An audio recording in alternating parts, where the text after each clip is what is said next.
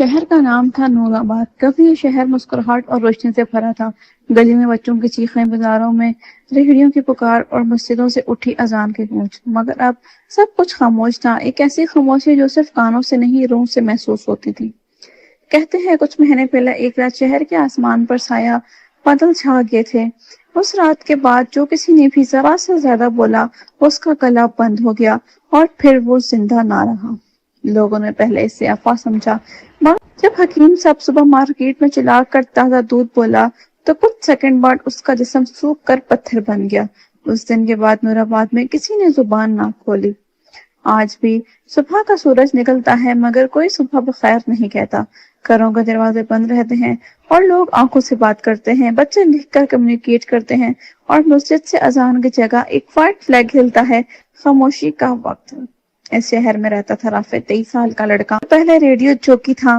اس کی زندگی آواز کے بغیر ادھوری تھی۔ اس نے اپنے کمرے کی دیوار پر لکھ رکھا تھا، آواز انسان کی پہچان ہے، اگر یہ چلی گئی تو ہم کیا بچے گا؟ مگر اب اس کا ریڈیو سوئچ آف ہمیشہ رہتا تھا، بس اسٹیٹک کسی ہلکی سی آواز آتی تھی جو جیسے کہہ رہے ہو، میں اب بھی یہاں ہوں۔ ایک دن جب سب سو رہے تھے، رافع نے اپنی ڈائری کھولی اور لکھا، میں ان لوگوں جیسا نہیں بن سکتا، مجھے پتہ لگانا ہے کہ یہ سب شروع کیسے ہوا۔ اس نے پرانے سٹی لائبریری کا رخ کیا، جہاں کوئی نہیں جاتا تھا کیونکہ کہا جاتا تھا وہاں پہلی آواز سنی گئی تھی، وہ آواز اس نے شہر کو شاپ کر دیا تھا۔ لائبریری کے اندر ہوا بھی رک جاتی تھی، پرانے بک شیلف دھول سے بھرے ہوئے اور چاندنی کے کچھ ٹکڑے کھڑکیوں سے گزرتے ہوئے اندھیروں میں نیچے جا رہے تھے۔ اس نے ایک اور ڈائری نکالی، کور پہ لکھا تھا، پروفیشنل قاسم، شہر کی آخری آواز۔ ڈائری کھولتے ہی پہلا لفظ لکھے تھے، اگر تم یہ لکھنا پڑھ رہے ہو تو مطلب شہر اب بھی زندہ ہے مگر آواز نہیں۔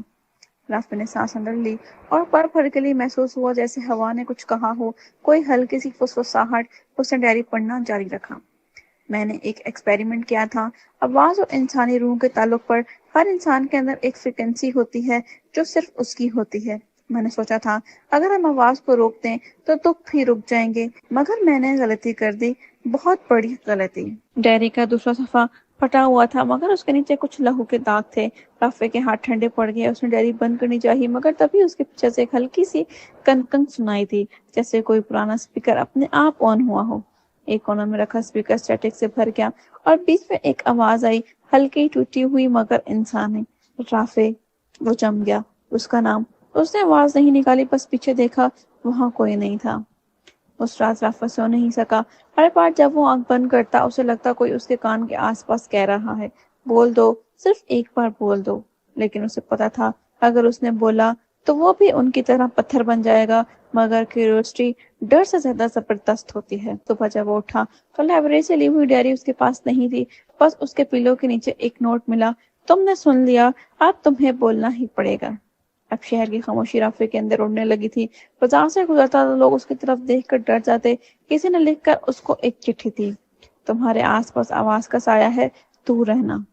اس رات چاند بھی آتا تھا اور ہوا بالکل تھمی ہوئی۔ رافع نے اپنی ڈائری کھولی اور لکھا، آج میں نے پہلی بار سوچ رہا ہوں، کیا آواز زندگی دیتی ہے یا چھینتی ہے؟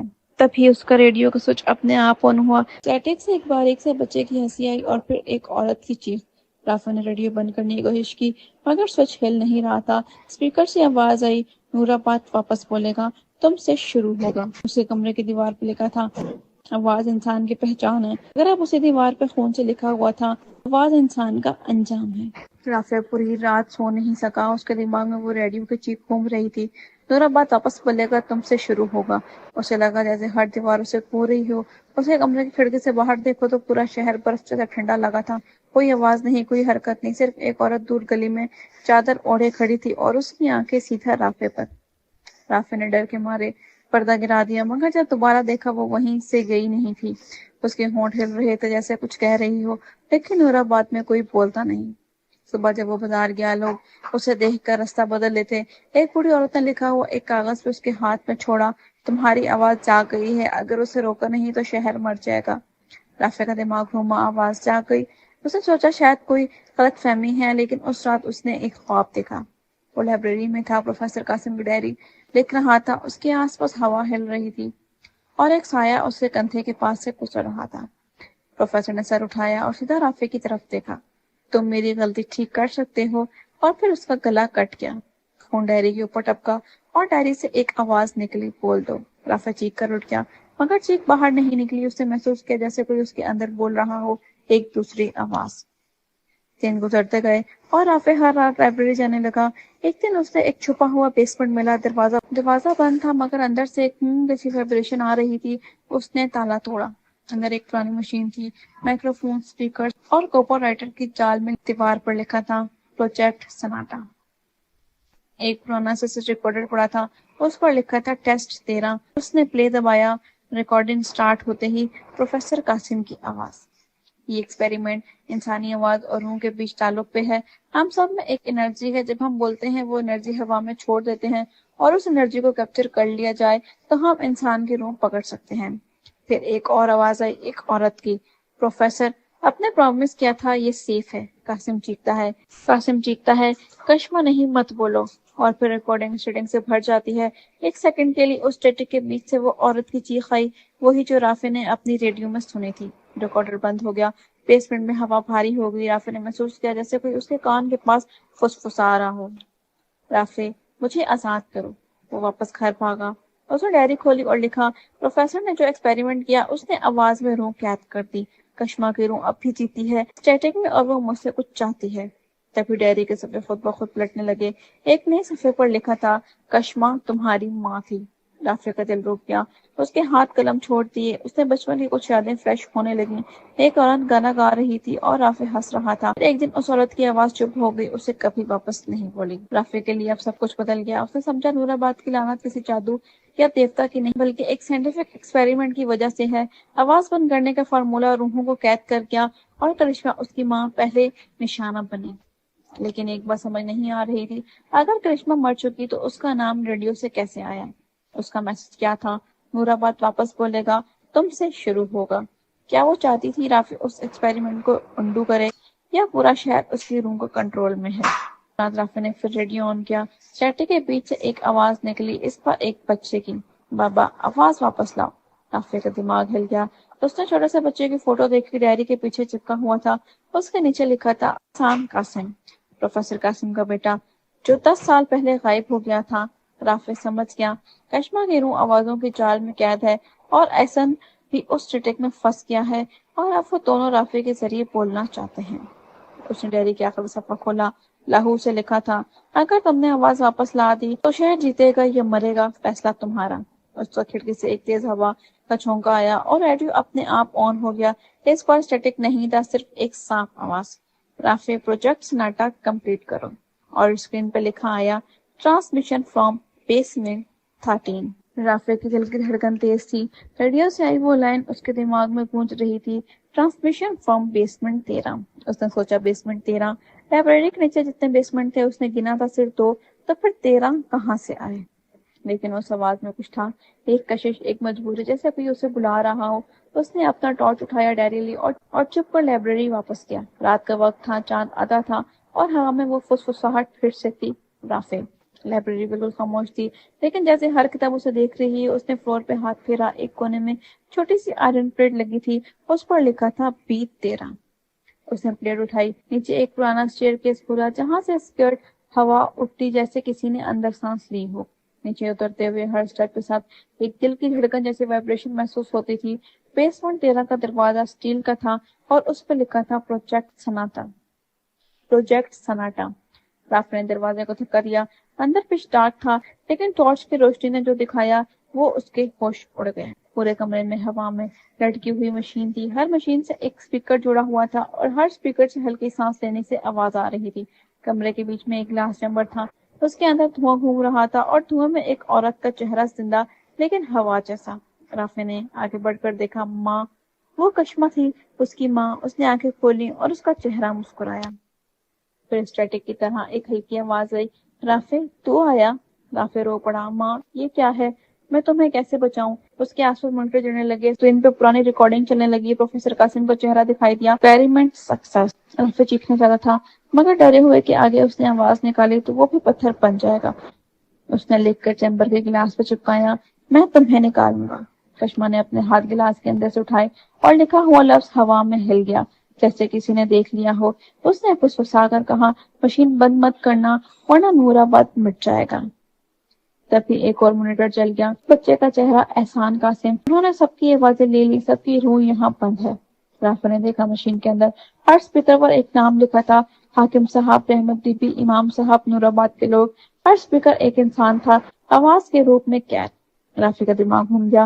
اس نے سمجھا شہر کے لوگ اس لیے نہیں بولتے کیونکہ اگر وہ بولتے اس کی آواز ان مشین میں کھینچ لی جاتی اور ان کی روح سپیکر میں بن جاتی۔ بیسمنٹ تیرا پورا شہر تھا، آوازوں کا قبرستان۔ اس نے ڈائری کے صفحے کھولے، آخری انٹری لکھی تھی، کشمہ کی روح سٹیبل ہے لیکن فریکوینسی لیک ہو گئی ہے۔ اگر کوئی بھی بات کرے اس کی روح آٹومیٹکلی ٹرانسمٹ ہو جاتی ہے۔ The city is now a living transmitter۔ رافع نے سوچا اگر وہ سسٹم بند کر دے تو شاید سب آزاد ہو جائیں، لیکن اس کی ماں نے منع کیا تھا۔ اس نے چیمبر کے پاس لکھ کر پوچھا، اگر مشین بند کر دوں تو کیا ہوگا؟ کشمہ نے دھواں کے اندر لکھا، ہر آواز آزاد ہو جائے گی لیکن دنیا کو پھاڑ دے گی۔ ہر روح چیخ بن کر نکلی۔ رافع نے آنکھوں میں آنسو لے کر دیکھا، نور آباد زندہ رہے یا میری ماں۔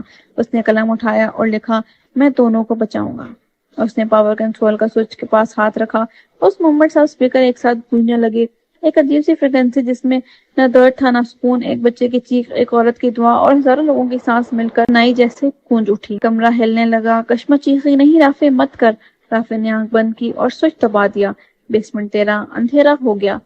کچھ سیکنڈ تک کچھ نہیں ہوا، پھر پوری لائبریری ہل گئی۔ پر نور آباد کے آسمان میں بلیک کلاؤڈز پھر سے جمنے لگے۔ بازار میں لوگ ڈر کے مارے بھاگنے لگے مگر کوئی بول نہیں سکتا تھا۔ پھر اچانک ایک آواز، ایک بچے کی ہنسی، پھر دوسری، پھر تیسری۔ لوگوں نے ایک دوسرے کی طرف دیکھا، اس کے ہونٹ ہل رہے تھے۔ نور آباد بولنا شروع ہو چکا تھا۔ رافع نے آنکھیں کھولی۔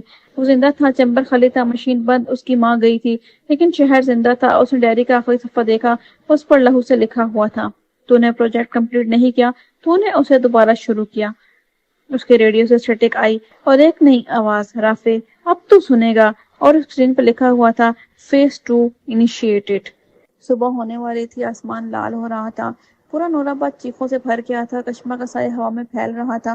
بیٹا رک جا، یہ شہر اس لائق نہیں، رافع نے کہا۔ آواز انسان کا جرم نہیں ماں، اس کا زندہ رہنا ہے۔ اس نے لائبریری کے نیچے واپس بیسمنٹ تیرا کھولا۔ مشین بند تھی لیکن اسٹیٹک زندہ تھی۔ اس نے ریورس سوئچ ڈھونڈا، ایک چھوٹی سی ریڈ بٹن کے نیچے لکھا تھا فریکوینسی 0، مینول ایکٹیویشن اونلی۔ اس کے ریڈیو سے آواز آئی، رافع اگر تو یہ کر گیا تو کبھی سن نہیں سکے گا۔ رافع مسکرایا، آنسو اس کی آنکھوں سے بہہ رہی تھے۔ میں سن چکا ہوں ماں، اب باقی لوگوں کو سنا دو۔ اس نے اپنے مائکروفون کے سامنے خود کو رکھا اور زندگی میں پہلی اور آخری دفعہ بولا، نور آباد بولو، سوئچ دبا۔ ایک سیکنڈ کے لیے سب کچھ رک گیا، پھر ایک روشن دھماکہ، ہوا نے چیخا، پورا شہر ایک گھومتی فریکوینسی میں ڈوب گیا۔ لوگ زمین پر گر گئے اور ان کے ہونٹ سے ان کی اصلی آواز واپس نکلنے لگی۔ ہر سپیکر، ہر مشین پھٹ گئی اور کرشمہ کا سایہ ہوا میں ٹوٹ کر روشنی بن گیا۔ پھر خاموش کھڑا تھا، اس کے آس پاس آواز کا طوفان تھا مگر اس کے اندر سکون۔ اس نے آسمان کی طرف دیکھا، کرشمہ کا چہرہ دھواں میں بنا، مسکرایا اور کہا، صرف اس کے دل نے سنا، اب نور آباد کی آواز ہے۔ پھر سب کچھ چپ ہو گیا۔ نور آباد پھر سے جیت گیا تھا۔ لوگ بولتے تھے، ہنستے تھے، گاتے تھے، مسجدوں سے اذان آتی تھی اور بازاریں پکار لگتی تھی، لیکن لائبریری کے ایک کونے میں ایک پرانا ریڈیو رکھا تھا جو کبھی بند نہیں ہوتا تھا۔ کبھی کبھی اس ریڈیو سے ایک ہلکی اسٹیٹک آتی اور بیچ میں ایک مرد کی فسفساہٹ، بولو۔ لوگ کہتے وہ رافع ہے، اس کی آواز اب نور آباد کی دیواروں میں بس گئی ہے۔ جب کبھی شہر پر خاموش ہونے لگتا ہے تو اس ریڈیو سے ایک آواز نکلتی ہے، بولتے رہنا خاموش موت ہے، اور تب پورا شہر ہنس پڑتا ہے۔ یہ کہانی آواز کا پاپ، خاموشی کا سکون اور ایک بیٹا جو اپنی ماں اور شہر دونوں کو بچانے کے لیے خود آواز بن گیا۔